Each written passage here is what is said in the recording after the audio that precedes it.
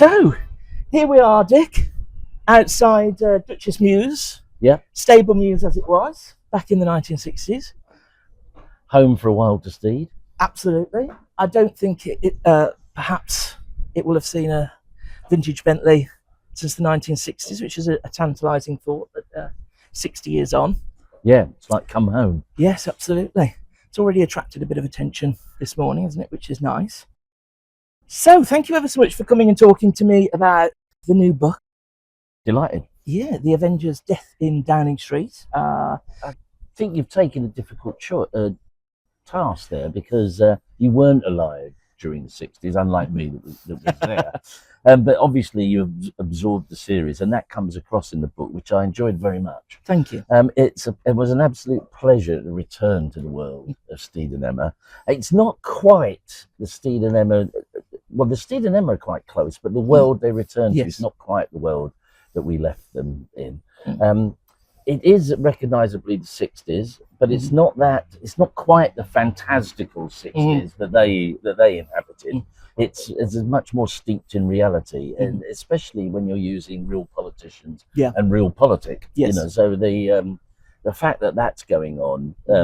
So, and I know that you know there was allusions to Harold Wilson in The Funny Thing Happened on the Way to the Station. Yeah, I know that has there is a precedent, if you like, but you get the impression that this story takes place a few months after that, or a while after that, and a few months after Something Nasty in the Nursery, which also has that regression to childhood that is part and parcel of this.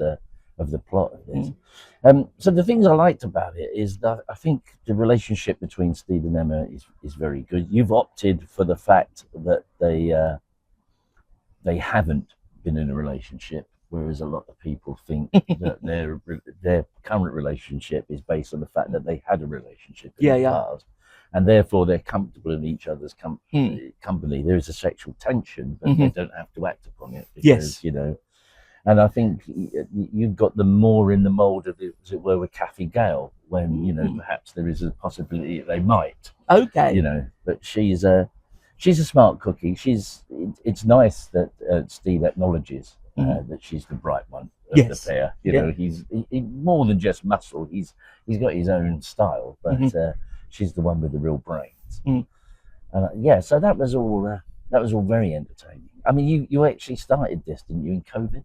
I did, yes. So I think we all had a lockdown project, and I, like everybody, had a little bit more time on my hands. So I'd been writing some kind of speculative novels, etc. And I'd always thought it would be great to give The Avengers a go, just to kind of have the fun of writing for that world, but also because, unlike Doctor Who and so many kind of contemporary shows, even things like Thunderbirds, there wasn't really any kind of new Avengers, so to speak. So Big Finish had done some wonderful audios, but that was all based on Ian Hendry missing episodes, and also some comic strips. But I'd always thought that it was ripe for doing something with.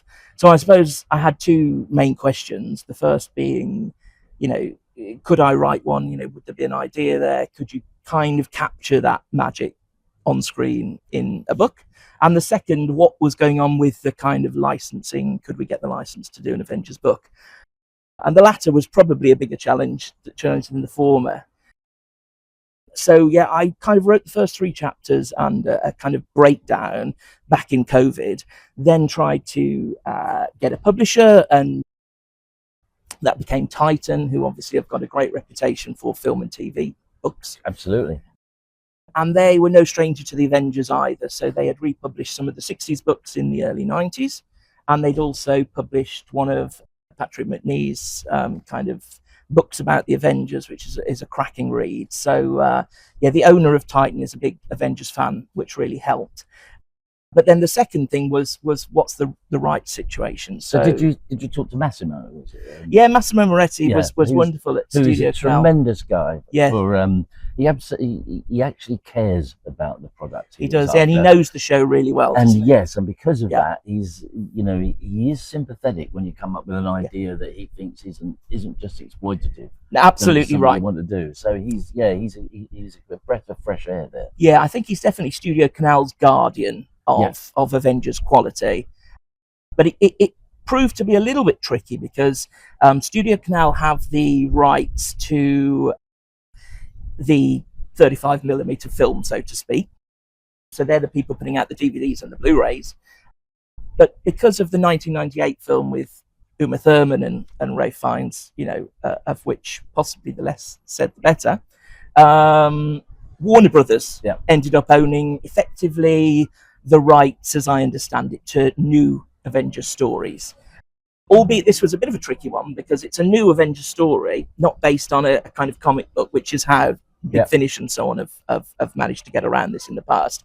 But in the original Avengers world with Patrick Macnee and Diana Rigg on the cover. So it required someone picking between both of them. So it was worth it. Once these things are always tricky, but once you've cracked it once, yes, exactly, you can return to it. I myself have tried writing Avengers fiction many years ago, in fact, and I found it, it was difficult capturing that 60s flavour. It was great when you could get the two of them together because they're isolated. Yes, it's when you bring in the outside world. Now, I think one of the clever things you've done here is although it is rooted in a much more recognisable, true 60s, there are bits in it when you've got those larger than life characters, like the guy in the advanced driving school. You've got these people who are, and in fact, like without giving too much away, like sort of septuagenarian hitman that you've got, who's very much from that ilk of larger than life weird characters that populated the Avengers as we know it. So you've brought a couple of the more extreme characters and more extreme acronyms into the story, which is any fan would recognise. So that's I think that's a neat trick to do. Well, thank you. And also appreciate that the story sort of has a modern resonance. It's that was what I was trying to do, because I think that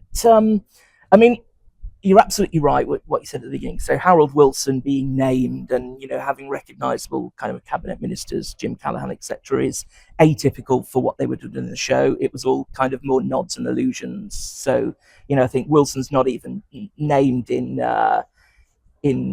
that episode, but they do say he's the one in the Mac.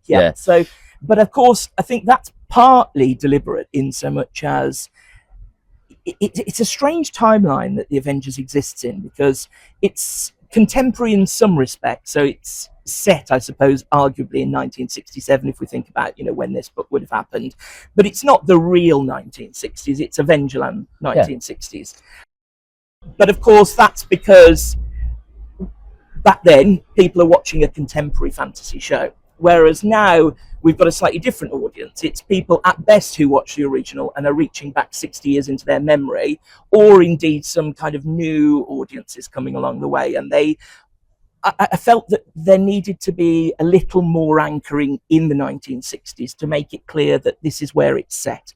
And I thought that going a little bit further than they might have done in the show by naming Wilson, etc., was a way of saying this is set in 1967. And did you at any time contemplate not using the rules, making a fictitious government? Yeah, I think I did. But then I think what you're always trying to do is to try and think, what are the rules of the show? You think of Brian Clemens, kind of rules about no uniformed policemen and all of this. And, you don't slavishly copy those, but they're there in the back of your mind. Well, he didn't slavishly copy No, he didn't. And actually, there are lots of examples where the Avengers is country lanes and rural, but actually there's a lot of times when it's urban, it's driving through new housing estates, especially as you move closer into the Tara era, and indeed the Kathy Gale kind of episodes.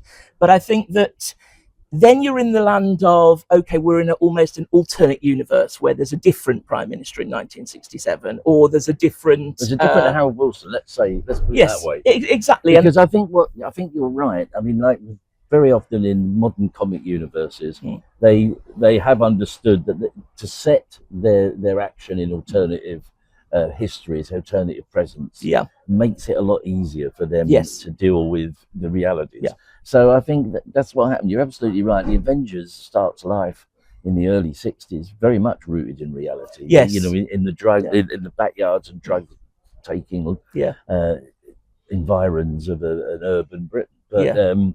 But what happens, of course, is as it goes on, it steps into this other world. By the time Emma comes along, certainly. I mean, the Kathy Gale stories are moving in that direction. Yes, but they're but when they can give full rein to that expression once they go on the film, and once Clemens becomes much more involved in it.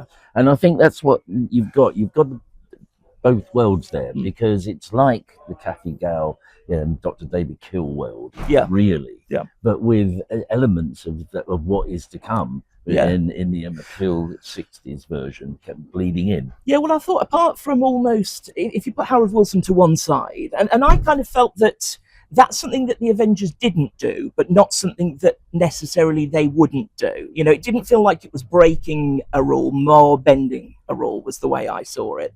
And I also saw doing it felt a gift that actually you're looking at roughly May 1967.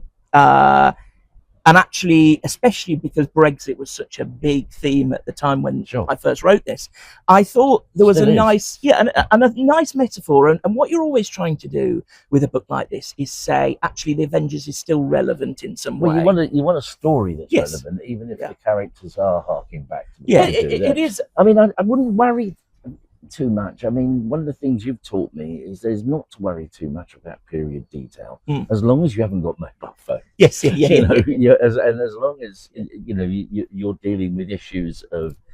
I think one of the things is, in the Avengers, most of the villains have two-dimensional reasons for what they're doing. Yes, they're megalomaniacs, or they're fixated on something. Yeah. And I think with not just your villains, but with all the characters in this, their reasoning, their motives are much more rounded. They've actually, a lot of it harks back to Second World War and experiences, which, as we know, was 20 years previously to this. So it would that resonance. I mean, it would still be there. Yeah. I mean, 20 years ago, we're talking 2006. Those. It's not a long time to go to them. So I liked the fact that the villains were much more three-dimensional because of their backgrounds, because of their history, and why they were doing what they were doing. I appreciate that. And I think partly I quite like politics and political history. So I think there's an interest there for me. And I think that The Avengers was a very political show in so much as the establishment was part of every episode. So if you think of Death's Door, it's a peace conference, and so often, we're never going into detail of who exactly Steed works for, obviously, and it changes throughout the Avengers anyway, but the mysterious ministry. But I think it's always alluded to that it's some kind of quasi-governmental. Yours is more, the traditional spy world. It's not spy-fi. Yes, That the series often ventured into that arena, Yeah, well, I think the last. I think whenever you're writing a book like this, you've got to write your version of the Avengers in terms of what type of episode you enjoy, because I think we've probably all got our favourites, And I really like the last run of Diana Rigg's episodes. So the colour one. Yes, so I really like her mono, and then I think the first colour series goes a little bit out there for me occasionally, as much fun as the Winged Avenger and those kind of things are.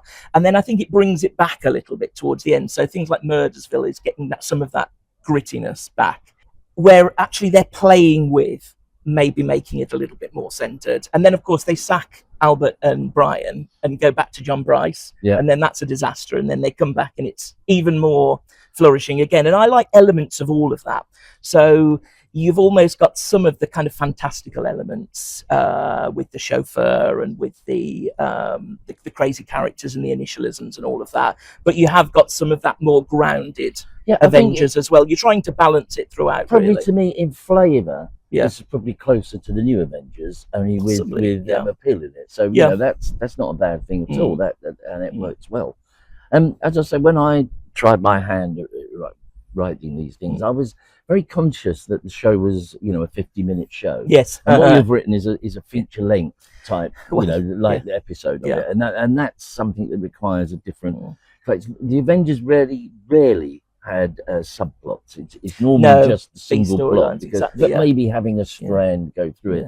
And one of the other things, the nearest to a subplot in this, of course, is the jigsaw that Steed's given, which I won't say too much about, but that is outside the plot, and it's there, I think, to show that there's other things going on. He's got a life outside, and also because I think that the best dialogue is also when they're together. And I think you need to find ways to bring them back together. And I think that's very much anchored in the show, that every few scenes they'll go off and do their own kind of submissions, and then they'll regroup.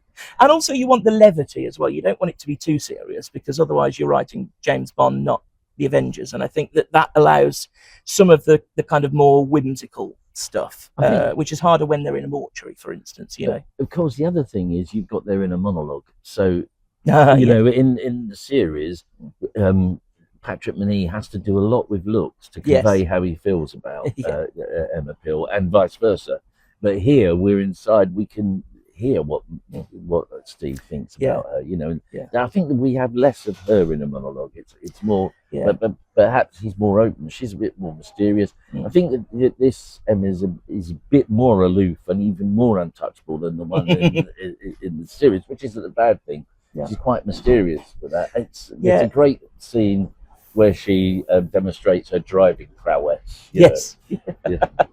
Well, she's uber competent, isn't she? I think Emma, almost anything she turns her hand to. But that's so attractive. What's so attractive about her is that she's so independent. And even though the Kathy Gale character was equally like that, she captured the imagination because they were shooting on film, and because it was so big in the States. And I think the warmth, there's a much stronger warmth, I think, between Patrick and Emma's characters than there's. It's more antagonistic, the relationship with Kathy and Patrick, and then it goes even softer still with Linda, which is almost paternal by that stage. Is the Avengers, I've always said this, it's a perfect example of what happens to manhood in the 60s, because when it starts, you've got Patrick McGowan as Danger Man, and that's the epitome of the British hero, like George, good at fighting, and Steed's like that when you first see him. He's a mysterious, quite a ruthless character when we first meet him.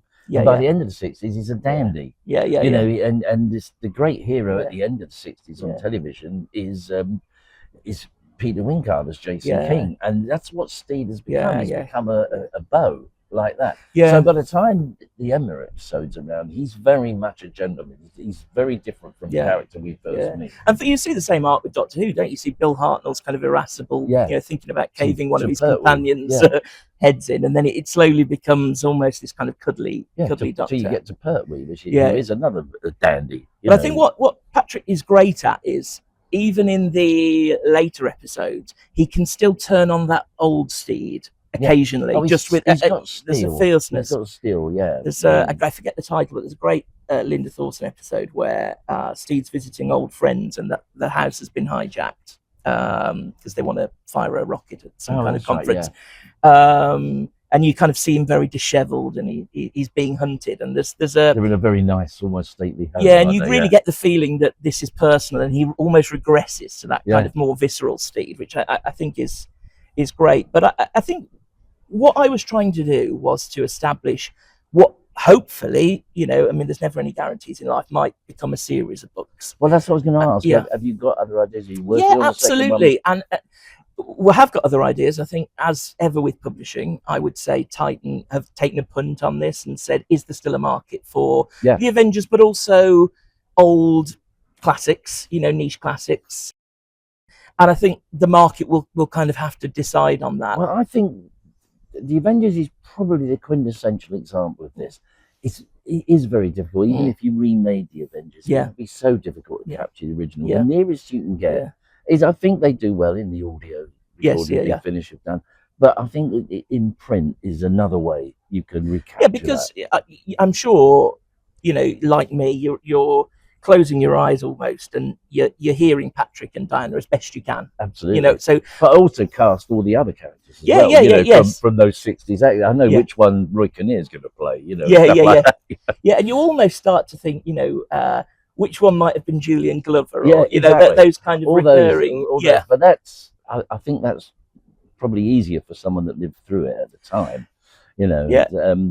I mean, I think that so I kind of fell in love with the Avengers in the kind of 90s Renaissance, so early 90s. I think Channel 4 started. You were saying you were introduced by your dad, are you? Yeah. So he's almost everything I watched was anachronistic to when I was born, really. So I grew up in a diet of everything from Doctor Who or the Avengers, The Prisoner, Hancock, Steptoes, Channel 4, and the great thing about the Avengers is, well, I mean, I absolutely love Doctor Who, but Doctor Who shows its age, whereas the Avengers was, even then, I mean, before the restoration, you could see that. I mean, they're films, aren't they? Yeah, they're 35 film directors, but also it's timeless because it's not set in a proper 60s.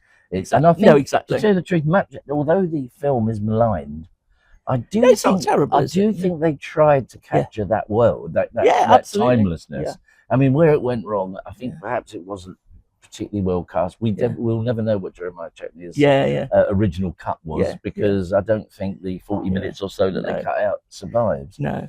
And we know they mucked around with the order of it. So it's. I enjoyed it, to be honest. I don't think it's a bad film at all. There's the scene with the big teddy bears. He's so adventurous. That's when it gets nearest to the original.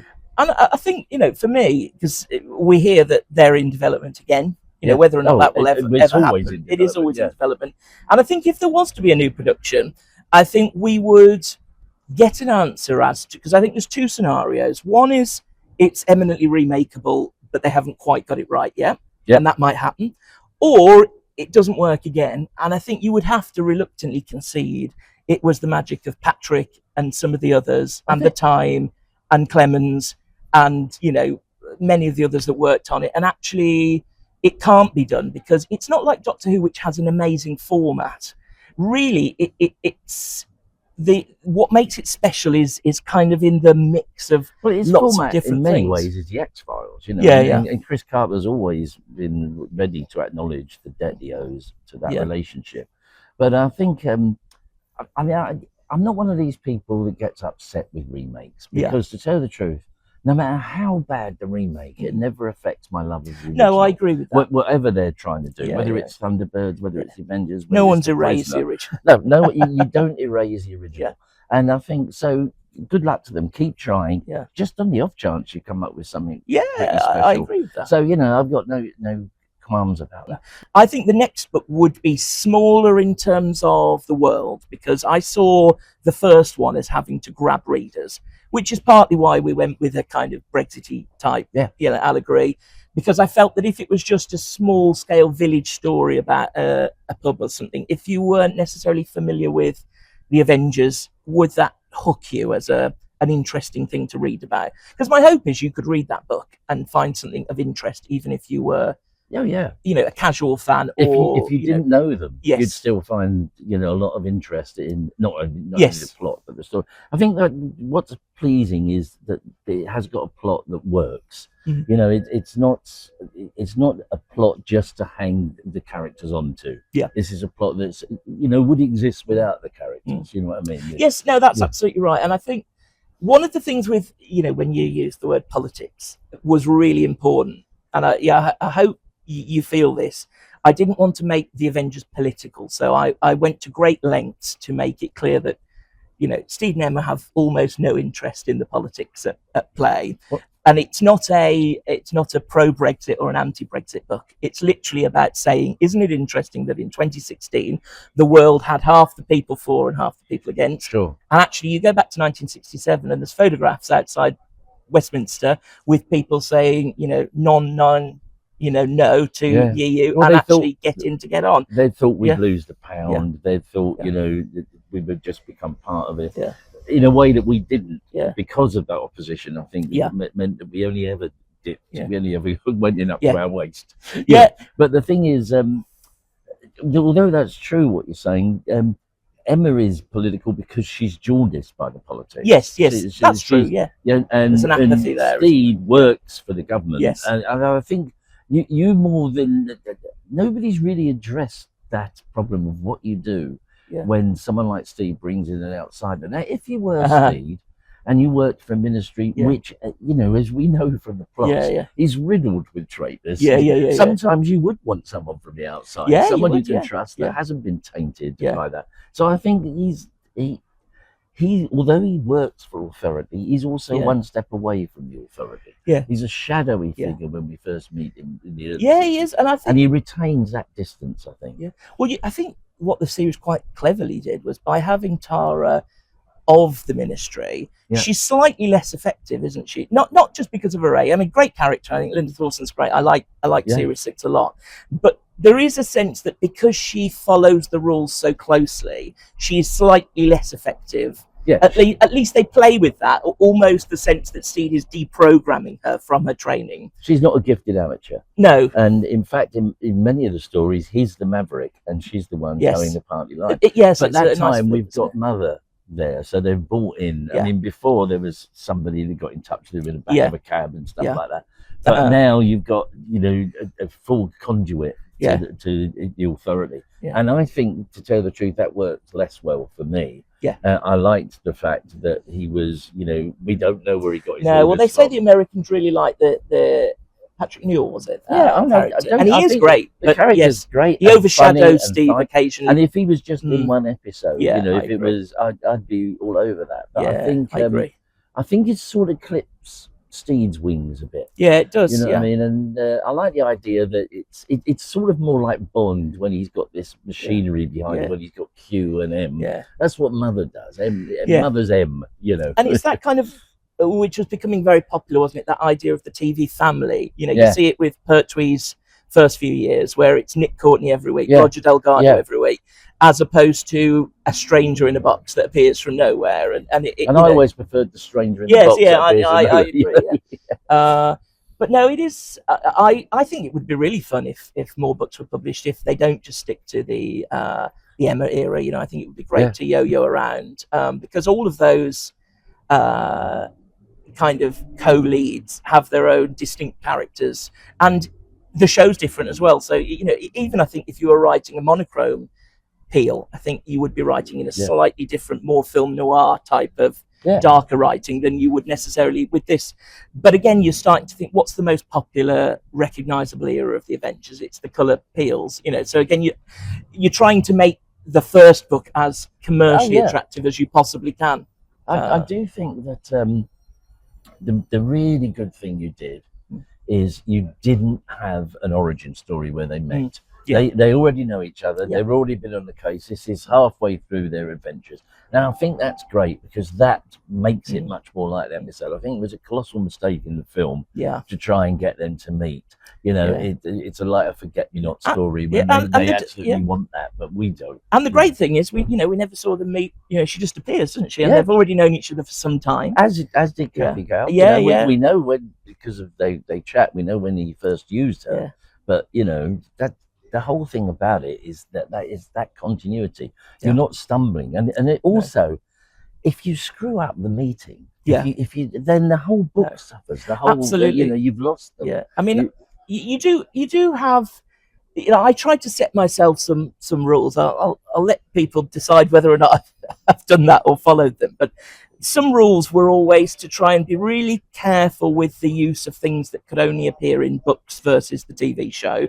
So I was very aware of the inner monologue and aware that it would be weird if there was none of it, but I didn't want to over-rely on it. And what I tried to do is to say, if you are expanding on what they're thinking, there needs to be a corresponding scene where something external is happening that allows the viewer, if it was 1967, to know what's happened. So we can't only know what's happened because we've been in the person's head, if you see what I mean. So you're almost trying to think about how could this be filmed. The length was something that I agonized over because I think that originally we probably envisaged the book would run a little longer. But I did come up against exactly what you were saying, which is you're dangerously close to feature film territory if you're not careful. You've either got to have such a strong subplot that it's basically 2 episodes stitched together, or you do what you did, keep it tight, and keep it short from the point of view of a modern day paperback. Because you know, people I think Which, overwrite now. Yeah, and they were very common. I mean, if you look at all the Target books, you know, were pamphlets basically, weren't they, of Doctor Who? And the Avengers spin-off paperback but in the 60s. It's really quite unusual now to have thin, slim books. Yeah. You know, everything's 100,000 words now. So, you know, that was quite deliberate. And the way That's J.K. Rowling's fault. Yes, yeah. Well, they get bigger, don't they? But I did start to think, well, actually, if you take this story and if you remove the inner monologues, you're probably not far off what could have been done in 50 minutes. It could have been shot. But again, as you've said, the only slight cheat you're making is, you know, would they have actually been named as, well, it's you know, like Barbara Castle, Jim Callahan? No, they would. Of New Avengers episode. Yeah, you know, it's that sort of thing. Yeah. Case for Kill, I think. So, you know, yeah. So there is, there are precedents, but it does work, and you've pulled off the hardest trick of all. You've returned to that world without it seeming clumsy or contrived. It seems completely natural. Yeah. It's, as I say, it's not quite the fantastical world that they inhabited, because you didn't want to. You didn't want to do that, you know. And I think you can only, like I say, everyone's got their favourite episodes, and there's no right or wrong. You know, I think, I'm sure you'd be the same, that you see some fan favourites and think, really, that's your favourite? And then, you know, you'll happen to like episodes that aren't terribly well liked at all. So, sure, you know, but I think you can't write for somebody else's Avengers. You can only write for yourself. I think you've got to get the voices right. I think that objectively, you have to try and say, does that feel like it could have come out of Diana Rigg's mouth? And I went to great lengths to try and do that. Again, whether or not you know, it's for readers to decide. But you do stress test the dialogue, because I think that if you get that wrong, you're done for, really. If you feel that I can't quite hear the person say that, you know, easier with supporting characters, obviously, because they can sound whatever you want. There's no doubt about it. In the psyche, in the collective consciousness, then Steed and Emma, you can revisit them much as you can revisit Sherlock Holmes with different writers. You know, these characters take on a life of their own outside of their original creators' intentions. And so, I'm for one, I'm all for new stories with them. Good or bad, I'll read them all. See what they're like. But I was very pleased that this was a great starting point, and I hope more will come. Thank you, Dick. I appreciate it. If you're okay just to take it around the block, I'll just get us arriving. For no other reason than it will exist on film, us arriving, us leaving in a Bentley, which, you know, is all we can ask for in this life, I think.